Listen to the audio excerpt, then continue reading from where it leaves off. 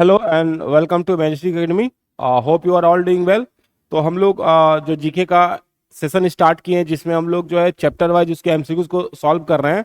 ये ज्योग्राफी का चैप्टर 4 होगा, जो कि बेसिकली डील करेगा movement of earth, rotation, revolution से रिलेटेड जो है एमसीक्यूज को हम लोग सॉल्व करेंगे इस टॉपिक में। हम लोग को पता है कि जीएस में काफ़ी सारे टॉपिक्स होते हैं, बहुत सारा सिलेबस होता है जिसको ऐसे कवर अप करना थोड़ा टफ होता है, लेकिन आप उसको एमसीक्यूज के बेसिस पे भी जो है एक तरह से आप उसको कवर अप कर सकते हैं। तो हम लोग यहाँ पे क्या कर रहे हैं, जितने भी सब्जेक्ट है उनके एमसीक्यूज को सॉल्व कर रहे हैं। तो आज हम लोग जो है अपना ज्योग्राफी का चैप्टर 4, जो कि बेसिकली डील करेगा मूवमेंट ऑफ अर्थ से, उससे रिलेटेड एमसीक्यूज को सॉल्व करेंगे। ठीक है, चलिए देखा जाए एक एक करके अपना क्या है। तो आपकी स्क्रीन पे क्वेश्चन आते रहेंगे, आप भी इसका अपने कमेंट बॉक्स में आंसर करते रहिए, ताकि ये पता चले कि आपको कितना आ रहा है, कितने सही हो रहे हैं आपके क्वेश्चन, आपको ये पता रहेगा। तो आप अपने हिसाब से इसको सॉल्व करते रहिए। Earth rotate on it axis from, earth का रोटेशन क्या होता है? तो हमारा जो अर्थ होता है ये अपने एक्सिस पे जो है ये वेस्ट से ईस्ट जाता है, वेस्ट से ईस्ट की तरफ जाता है, नहीं तो हमेशा जो है वेस्ट टू ईस्ट होता है। लेकिन वेनस और यूरेनस दो ऐसे होते हैं जिनका रेट्रोग्रेड मूवमेंट होता है। रेट्रोग्रेड मतलब वो ईस्ट से वेस्ट जाते हैं। ईस्ट से वेस्ट कौन रोटेट करता है? वीनस और यूरेनस। बाकी जितने भी प्लैनेट होते हैं सब वेस्ट से ईस्ट जाते हैं, लेकिन वीनस और यूरेनस उल्टा करता है। तो इसको याद रख सकते हैं आप। Next, one complete rotation of earth take. तो हम लोग को पता है वन कंप्लीट रोटेशन, रोटेशन का मतलब ये है कि ये जो अपने एक्सिस पे पूरा एक बार कब रोटेट करेगा? वेस्ट से ईस्ट। तो इसको रोटेट करने में लगता है 24 आवर्स। 24 आवर्स का टाइम लगता है ना, 24 आवर्स का। तो ये 24 आवर्स का टाइम में एक बार हमारा अर्थ जो है पूरा रोटेट कर लेगा। तो इसलिए हमारे यहाँ पे वन डे जो है 24 आवर्स का होता है, क्योंकि हम लोग 24 आवर्स में वन कंप्लीट रोटेशन कर लेंगे। Next, rotation of the earth causes. तो रोटेशन ऑफ अर्थ के कारण क्या होगा? डे और नाइट होता है, नहीं डे और नाइट होता है। तो हमारा अर्थ का जो पार्ट, हमारे अर्थ का जैसे ये हमारा अर्थ नहीं, तो अगर मान लो अभी सन यहाँ पे है, तो ये जो जहां पे सन रे रिसीव होगा वहां पे डे होगा और इसके अदर साइड में नाइट होगा। फिर यही पार्ट धीरे धीरे रोटेट होकर ये आगे चला आएगा, फिर यहाँ पे डे हो जाएगा, पीछे वाले साइड में अपना क्या होगा, एक तरह से रात हो जाएगा। तो सन का लाइट जहां पड़ता है वहां पे डे और फिर ऑपोजिट साइड में नाइट होगा। फिर रोटेट करते करते धीरे धीरे ये वाला साइड इधर की तरफ आ जाएगा, आगे सन के साइड में आएगा, फिर यहाँ पे डे हो जाएगा, अदर साइड में नाइट होगा। तो अर्थ का जो रोटेशन होता है वो डे और नाइट डिसाइड करता है। तो डे और नाइट के लिए रिस्पॉन्सिबल कौन होता है? तो हमारा अर्थ का रोटेशन है डे और नाइट के लिए। सीजन चेंज के लिए हमारा अर्थ का एक्सिस का टिल्ट होना और रिवोल्यूशन रिस्पॉन्सिबल होता है।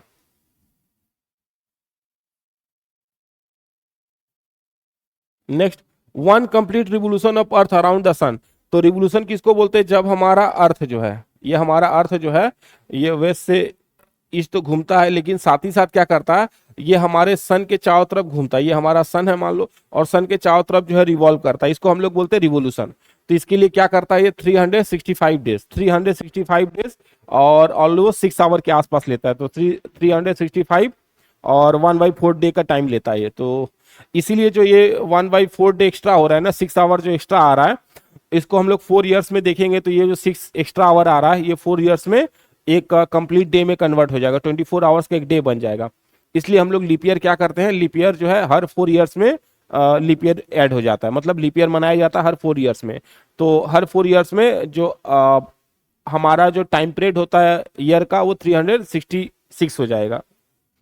तो हमारा रिवोल्यूशन में कितना टाइम लगेगा? 365 और 365 डे और 6 मिनट का टाइम लगता है, 6 आवर का टाइम लगता है। अर्थ एक्सिस टिल्ड है। तो अर्थ का एक्सिस ये बहुत इंपॉर्टेंट है। ये अर्थ का एक्सिस जो है तो ये 23.5 पे टिल्ड है। हमारा अर्थ का जो एक्सिस है ये, नॉर्मली हमारा अर्थ को ऐसे होना चाहिए था ना, जैसे नॉर्मल क्या होना चाहिए था आपका जो अर्थ है, नॉर्मली आपका अर्थ को जो है ऐसा होना चाहिए था, लेकिन ऐसा नहीं है। हमारा अर्थ क्या थोड़ा सा जो है टिल्ड है, नहीं हमारा अर्थ थोड़ा सा टिल्ड है ये। तो टिल्ड है तो ये एंगल कितना बना रहा है? ये बोलता है 23.5 का एंगल बनाता है। ठीक, 23.5 डिग्री का एंगल बनाता है ये। तो इसको याद रखना है, 23.5 डिग्री का एंगल बनाता है। हमारा एक्सिस कितना टिल्ड है? 23.5। Next, the tilde of earth axis causes. तो अर्थ का एक्सिस का जो टिल्ड है ना, इससे क्या होता है? इससे ये होता है कि हमारे यहाँ पे जो सीजन का चेंज होता है ना, हमारे यहाँ पे जो सीजन चेंज होता है ये हमारा, देखियो ये आप इस ग्लोब को देखो, आप समझ पाओगे। देख रहे हैं, ये देखने में नहीं लग रहा है थोड़ा टिल्ड लग रहा है, ये ऐसे करके है, नहीं देख रहे हैं थोड़ा टिल्ड दिखाई दे रहा है ये। नॉर्मली इसको तो पूरा ऐसे होना चाहिए था ये, लेकिन ऐसा नहीं है, ऐसे करके है, टिल्ड है। तो ये जो है क्या होता है 23.5 जो टिल्ड होता है ये। इसके कारण क्या होगा, हमारे यहाँ पे सीजन चेंज होता है। नहीं, सीजन चेंज होने के लिए विंटर समर ये सब जो है इसी की वजह से होता है। तो रिवोल्यूशन और एक्सिस का टिल्ट होना ये रिस्पॉन्सिबल है हमारे यहाँ पे सीजन चेंज होने का। Next, earth axis is an imaginary line joining. तो अर्थ का जो एक्सिस होता है, हमारा जो अर्थ का एक एक्सिस होता है ना, ये इमेजिनरी लाइन है जो नॉर्थ और साउथ पोल को कनेक्ट करता है। तो ये क्या करता है, नॉर्थ और साउथ पोल को कनेक्ट करने वाला एक इमेजिनरी लाइन हमने ड्रॉ करके रखा है जिसको हम लोग एक्सिस बोलते हैं। तो ये हमारा ज्योग्राफिकल नॉर्थ पोल और ज्योग्राफिकल साउथ पोल होता है। जबकि हम लोग को पता है अर्थ का अपना एक एक्सिस होगा, नहीं, अर्थ का अपना एक मैग्नेटिक फील्ड होता है जो इस तरह से काम करता है। नहीं, अर्थ के लिए साउथ होता है और ये नॉर्थ होता है। अर्थ का जो मैग्नेटिक फील्ड है वो उसका साउथ पोल इधर है, नॉर्थ पोल इधर है, और हमारा जो है नॉर्थ पोल इधर है और साउथ पोल इधर है।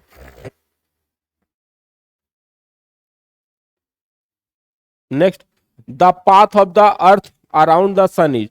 तो जो पाथ होता है, जैसे हमारा ये सन है और सन के चारों तरफ हमारा जो अर्थ जो रिवॉल्व कर रहा है ना, ये रिवॉल्व कर रहा है, इस पाथ को हम लोग बोलते हैं ऑर्बिट। नहीं, ऑर्बिट बोलते हैं जिस पाथ के थ्रू हमारा जो है सन जो है क्या बोलते हैं, अर्थ जो है सन के चारों तरफ रिवॉल्व कर रहा है, उसको हम लोग बोलते हैं ऑर्बिट। और ऑर्बिट का शेप कैसा, इलिप्टिकल शेप होता है। ऑर्बिट कैसे शेप का है, इलिप्टिकल शेप का है अपना। नहीं, ये ऑर्बिट ऑफ अर्थ इज कैसा है, इलिप्टिकल होता है। ये अपना सन है, तो यहां से देखेंगे तो अपना ये अर्थ ऐसे करके जाएगा, यहाँ पे कभी अर्थ यहाँ पे होगा, कभी अर्थ इधर होगा, कभी अर्थ यहाँ पे होगा, इलिप्टिकल होता है। इसका ऑर्बिट कैसा होता है, हमारे अर्थ का ऑर्बिट कैसा है सन के सराउंडिंग में, तो ये होता है अपना इलिप्टिकल होता है। इसको याद रखिएगा, ये बहुत एग्जाम में पूछता है। नेक्स्ट, आप भी अपने हिसाब से कमेंट बॉक्स में आंसर करते रहिए। देखिए कमेंट बॉक्स में आंसर करते रहिए, देखिए कितने सही हो रहे हैं आपके। ये सब क्वेश्चन बेसिक है, आपको आने चाहिए। नेक्स्ट है the longest day in northern hemisphere. Northern hemisphere में लॉन्गेस्ट डे की बात कर रहा है, तो नॉर्थन हेमिस्फीयर में लॉन्गेस्ट डे की बात कर रहा है। हम लोग को पता है कि नॉर्थन हेमिस्फीयर 23.5 नॉर्थ, और यहाँ पे जाएंगे तो हम लोग 23.5 ये हमारा साउथ हो जाएगा। हम लोग को पता है इस वाले को हम लोग बोलते हैं कैप्रिकॉन बोलते हैं, ट्रॉपिक ऑफ कैप्रिकॉन बोलते हैं। इसको हम लोग बोलते हैं ट्रॉपिक ऑफ कैंसर। ये हमारा होता है इक्वेटर। हम लोग को पता है सन जो है हमारा इन्हीं तीनों लाइन के बीच में एक तरह से रोटेट कर रिवॉल्व करता रहेगा। तो ट्रॉपिक ऑफ कैंसर पे सनलाइट कब आता है, ट्रॉपिक ऑफ कैंसर पे आता है 21 जून को। ये डेट होता है 21 जून को आएगा, तो इस दिन यहाँ पे समर हो जाएगा।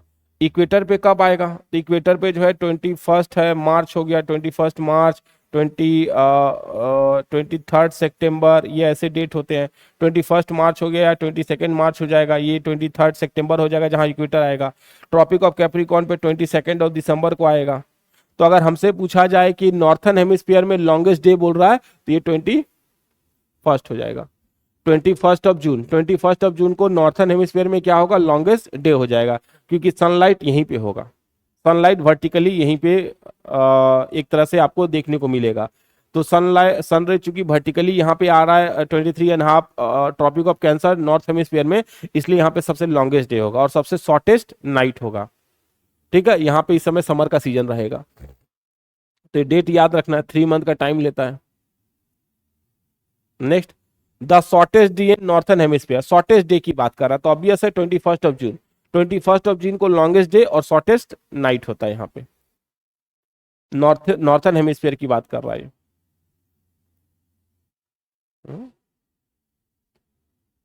सॉरी, यहाँ पे शॉर्टेस्ट नाइट की, यहाँ पे शॉर्टेस्ट डे की बात कर रहा है। शॉर्टेस्ट डे अपना ये दिसंबर हो जाएगा ना, ये जो है नॉर्थन हेमिस्फीयर में शॉर्टेस्ट डे हो जाएगा। यहाँ पे ये 22 दिसंबर होगा। 21 को क्या होगा, यहाँ पे जो है लॉन्गेस्ट डे होता है अपना, ये लॉन्गेस्ट डे वाला होता है। और 22 ऑफ यहाँ पे शॉर्टेस्ट डे की बात कर रहा है ना, शॉर्टेस्ट डे हो जाएगा। साथ ही साथ यहाँ पे क्या होगा, शॉर्टेस्ट यहाँ पे जो है शॉर्टेस्ट नाइट होगा। यहाँ पे शॉर्टेस्ट नाइट होगा और यहाँ पे क्या होगा, लॉन्गेस्ट डे होगा। यहाँ पे शॉर्टेस्ट होगा तो यहाँ पे लॉन्गेस्ट नाइट होगा, ये आपको याद रखना है। तो पूछ रहा है कि हमसे शॉर्टेस्ट डे की पूछा ना, शॉर्टेस्ट डे पूछा, नॉर्थन हेमिस्फीयर का शॉर्टेस्ट डे पूछा। तो नॉर्थन हेमिस्फीयर में शॉर्टेस्ट डे होगा 22 दिसंबर। क्यों, क्योंकि 22 दिसंबर को सनलाइट कहाँ वर्टिकली लाई करेगा, वो ट्रॉपिक ऑफ कैप्रिकॉर्न साउथ में चला जाएगा, ट्रॉपिक ऑफ कैप्रिकॉर्न में।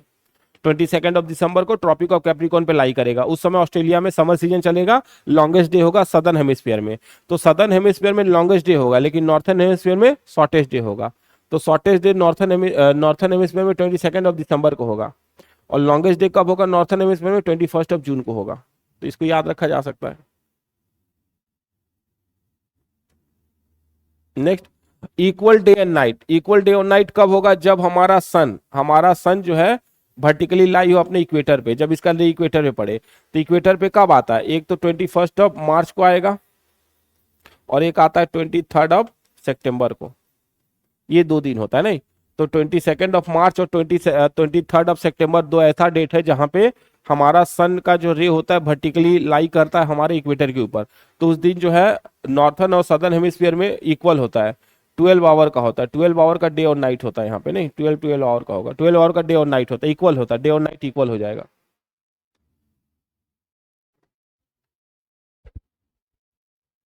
नेक्स्ट है, चलिए देखते क्या है। सीजन अकर दी, तो सीजन का सबसे बड़ा रीजन क्या है? सीजन, तो सीजन का 2 रीजन है। सीजन हमारे यहाँ पे चेंज होता है, विंटर समर स्प्रिंग सीजन क्यों आता है? इसके लिए रिस्पॉन्सिबल है हमारे अर्थ का रिवोल्यूशन सन के सराउंडिंग में, और हमारा अर्थ का जो एक्सिस का टिल्ट होना। तो अर्थ के एक्सिस का टिल्ट होना और अर्थ का रिवोल्यूशन, ये जो है इंपॉर्टेंट रोल प्ले करता है हमारे यहाँ पे सीजन चेंज होने का। अगर हमारा अर्थ का एक्सिस टिल्ट नहीं होता तो शायद इतना ज्यादा सीजन चेंज नहीं होता। Next, earth speed rotation at equator is approximately.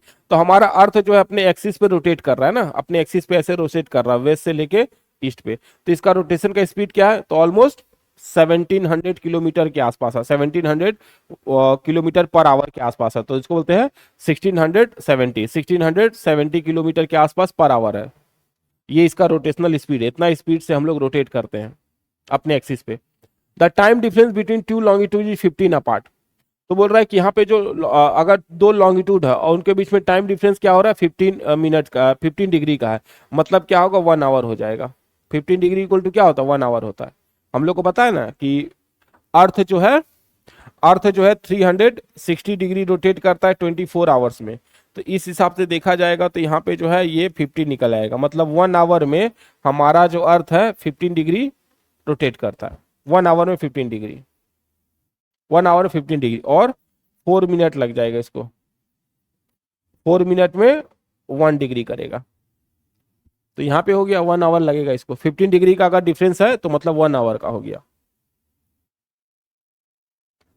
Next, the phenomena off season was first explain by. तो ये जो सीजन हमारे यहाँ पे चेंज होता है ना, अलग अलग सीजन होता है, इसको सबसे पहले कौन नोट डाउन किया था? केपलर। केपलर ने बोला था हमारा अर्थ का टिल्ड है, हमारा अर्थ का एक्सिस टिल्ड है, प्लस हमारा अर्थ जो सन के सराउंडिंग में रिवॉल्व करता है, जिसके कारण क्या होता है?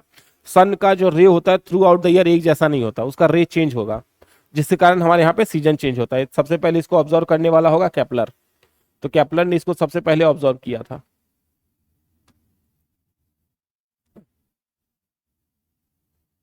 ठीक है, चलते हैं अगला। चलिए नेक्स्ट अपना है, the tropic of Cancer experience the direct vertical ray of sun on. तो ट्रॉपिक ऑफ कैंसर पूछा। ट्रॉपिक ऑफ कैंसर इंडिया से पास होता है नॉर्थन हेमिस्फीयर में, तो ये 21 जून है। तो 21 जून को ट्रॉपिक ऑफ कैंसर पे मिलेगा, नहीं 22 मार्च को कहाँ मिलेगा हमारा सन? इक्वेटर पे। 22 दिसंबर को कहाँ मिलेगा? कैप्रिकॉन में। और 22 दिसंबर को फिर से इक्वेटर पे आ जाएगा सनरे। तो हमसे क्या पूछा यहाँ पे? ट्रॉपिक ऑफ कैंसर, जो कि 21 जून का हो जाएगा, 21 जून हो जाएगा हमारा। चलिए नेक्स्ट, आप भी कमेंट बॉक्स में आंसर करते रहिए, ये सब इजी है, मतलब काफी आसान होता है। अगर आप इसको एक बार पढ़ लिए तो आपसे समझ आ जाएगा आपको क्या है। Next, the tropic of Capricorn experience vertical ray. तो ट्रॉपिक ऑफ कैप्रिकॉन की बात कर रहा है, तो ट्रॉपिक ऑफ कैप्रिकॉन ये वाला है, नहीं अभी हम लोग लिखे ट्रॉपिक ऑफ कैप्रिकॉन 22 दिसंबर। 23 सितंबर तो हमारा सनरे कहाँ पे होगा? इक्वेटर पे होगा। 21 मार्च को भी हमारा सन इक्वेटर पे होगा। 21 जून को कैंसर पे होगा, ट्रॉपिक ऑफ कैंसर, नहीं तो ये हमारा हो जाएगा 22 दिसंबर होगा, जहां पे ट्रॉपिक ऑफ कैंसर पे वर्टिकली सनरे लाइज करता है। चलिए नेक्स्ट, नेक्स्ट क्वेश्चन है आपकी स्क्रीन पे आता है, देखिए, the apparent movement of the sun from east to west is due to. तो अपेरेंट मूवमेंट होता है, हम लोग को ऐसा हो लगता है ना कि सन जो है, देखो हमारा जो अर्थ होता है ना, ये ऐसे मूव करता है वेस्ट से ईस्ट। तो हमको क्या दिखाई देगा, हमको लगता है कि जो सन है ना, सन जो है ऐसे मूव कर रहा है, सन जो है ईस्ट से वेस्ट जा रहा है, हम लोग को ऐसा ऐसा फील होगा, सन जो है ईस्ट से वेस्ट जा रहा है ऐसा, क्योंकि due to earth rotation.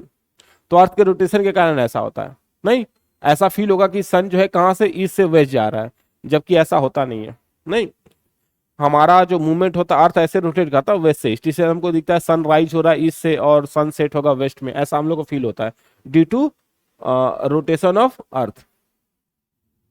Next, leap year occurs. तो हम लोग को पता है हमारा जो अर्थ है वो सन के चारों तरफ रिवॉल्व होने में कितना टाइम लेता है, तो 365 डेज और 6 आवर का टाइम लेता है। ये जो 6 आवर है, इसको 4 ईयर में अगर इसको 4 ईयर इसको देखा जाए तो 4 ईयर में 24 आवर हो जाएगा, जो कि 1 डे हो जाएगा। तो हम लोग क्या करेंगे, ईच 4 ईयर्स में एक डे को ऐड कर लेंगे ना, तो ईच 4 ईयर में 1 डे को ऐड करके 366 डे हो जाएगा। तो लीप ईयर में क्या होता है, लीप ईयर में टोटल 366 डे हो जाएगा। और इस समय जो फरवरी होगा, फरवरी का मंथ जो होगा 29 का हो जाएगा। ठीक है, चलिए next, what is aphelion. Aphelion होता है, दो ऐसा पोजीशन होता है, जैसे सन है और हमारा अर्थ जो है यहां से ऐसे भागेगा, तो दो ऐसा पोजीशन आता है जहां पे अर्थ और सन बहुत नजदीक हो जाएगा। नहीं, इसको बोलते हैं पेरिहेलियन। और एक समय अर्थ और ये सन जो है काफी दूर हो जाएगा, इसको बोलता है एपिहेलियन। तो एपिहेलियन में क्या होगा, फारदेस्ट हो जाएगा, बहुत दूर हो जाएगा, बहुत दूर हो जाएगा। और ऐसा कब होता है, जब बहुत दूर होता है अपना सन, तो ये 4 जुलाई को होगा। और एक क्लोजेस्ट होता है, क्लोजेस्ट कब होगा, 3 जनवरी को। नहीं, तो 4 जुलाई को जो क्या होता है, फारेस्ट होता है, अपना सन और अर्थ के बीच में डिस्टेंस काफी होता है। डिस्टेंस कितना होता है, तो ऑलमोस्ट 15.20 करोड़ किलोमीटर का होता है। नहीं, इतना करोड़ किलोमीटर, या आप बोल सकते हैं 152 मिलियन हो जाता है, मिलियन किलोमीटर का इतना डिस्टेंस होता है। ये कौन सा है, एपिहेलियन।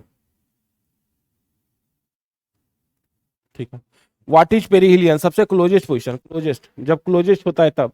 ये 3 जनवरी को आता है, 3 जनवरी को आता है, और इस समय डिस्टेंस कितना होगा, 14.70 करोड़ होता है, 14.70 करोड़ किलोमीटर होता है, या 147 मिलियन होगा।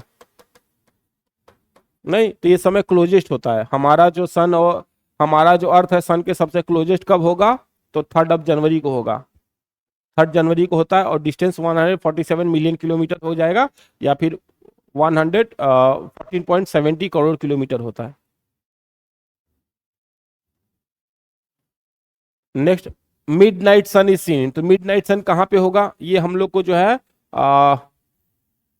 पोल के आसपास दिखाई देगा। नहीं, पोल के आसपास मिडनाइट सन दिखाएगा, मतलब रात को आपको सन दिखाई देगा, क्योंकि अर्थ हमारा टिल्ड है, तो वहां पे ऐसा अपीयरेंस दिखाई देगा। नहीं, पोल के आसपास।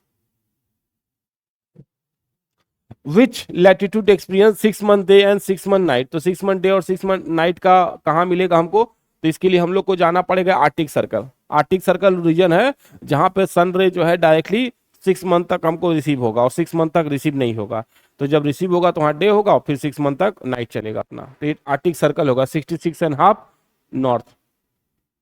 Next, which when northern hemisphere has summer the southern hemisphere. तो देखो, जब नॉर्थर्न में समर चल रहा होगा तो साउथ वाले में विंटर चलेगा, सदर्न हेमिस्फीयर में विंटर चलेगा। तो नॉर्थर्न हेमिस्फीयर में समर चल रहा है, मतलब ये कौन सा डे है, ये 21 वाला टाइम होगा, 21 जून। नहीं, उस समय सदर्न हेमिस्फीयर ऑस्ट्रेलिया में क्या होगा, विंटर चल रहा होगा। और जब वहां पे विंटर होगा तो हमारे यहाँ पे समर सीजन होगा, और फिर जब वहां पे समर सीजन आएगा तो हमारे यहाँ पे विंटर हो जाएगा। तो इसको आप समझ सकते हैं। नेक्स्ट आपके पास क्वेश्चन आ रहा है अपना, नेक्स्ट क्वेश्चन देखिए। नेक्स्ट क्वेश्चन क्या पूछा जा रहा है, 26 क्वेश्चन देखिए क्या बोल रहा है, the earth rotate around it axis इन। तो अर्थ का रोटेशन पूछ रहा है यहाँ पे। नहीं, तो आपसे अर्थ का रोटेशन पूछा जा रहा है यहाँ पे, the earth rotate around it axis इन। तो हमारा अर्थ का एग्जैक्टली तो नहीं होता है, 23 आवर्स एंड 56 मिनट होता है, 23 आवर्स एंड 56 मिनट होता है, ये एक्चुअल आंसर है। लेकिन हम लोग इसको 24 आवर्स लेते हैं, लेकिन होगा 23 आवर्स एंड 56 मिनट होता है, एग्जैक्ट टाइम वही होता है। लेकिन हम इसको 24 आवर्स लेते हैं, लेकिन होता नहीं है। The revolution of the earth determine, तो रिवोल्यूशन जो होता है अर्थ का रिवोल्यूशन जो होता है, जो 365 डेज ले रहा है अपना, वो बताता है हमारा यहाँ पे सीजन चेंज, वो सीजन चेंज के लिए रिस्पॉन्सिबल होता है। अगर अर्थ में रिवोल्यूशन नहीं होता तो शायद इतना टाइप का सीजन यहाँ पे नहीं देखने को मिलता।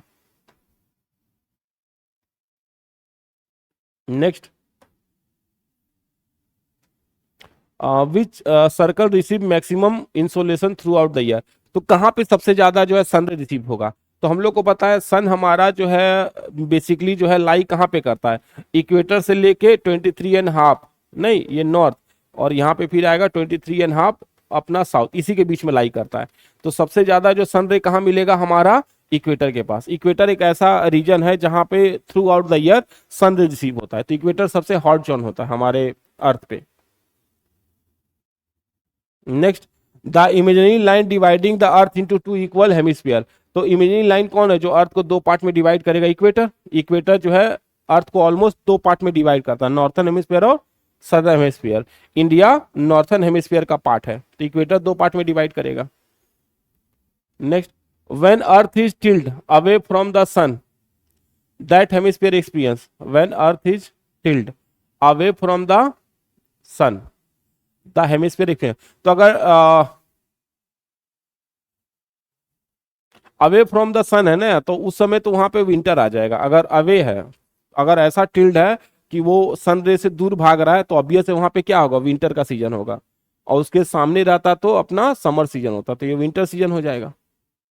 चलो ठीक है, तो अभी ये रहा अपना 30 इंपॉर्टेंट क्वेश्चन जो कि अर्थ के मूवमेंट, रोटेशन, रिवोल्यूशन से रिलेटेड था। तो यहाँ बेसिकली यही पूछा जाता है कि रोटेशन से क्या होता है, डे और नाइट, रिवोल्यूशन का क्या इंपैक्ट है, तो सीजन चेंज होता है यहाँ पे, एपीहीलियन पेरीहीलियन, कब सन जो है अर्थ के सबसे क्लोजेस्ट होगा या फिर कब फारेस्ट होगा, ये सब क्वेश्चन आते हैं। तो बेसिकली इस चैप्टर से यही इंपॉर्टेंट क्वेश्चन होता है जो बार बार एग्जाम में रिपीट किए जाते हैं। तो होप आपको समझ आया होगा, आप इसको एक दो बार रिपीट करके देख लीजिएगा, आप एग्जाम में आपके लिए काफी हेल्पफुल होगा। देखने के लिए धन्यवाद, जय हिंद।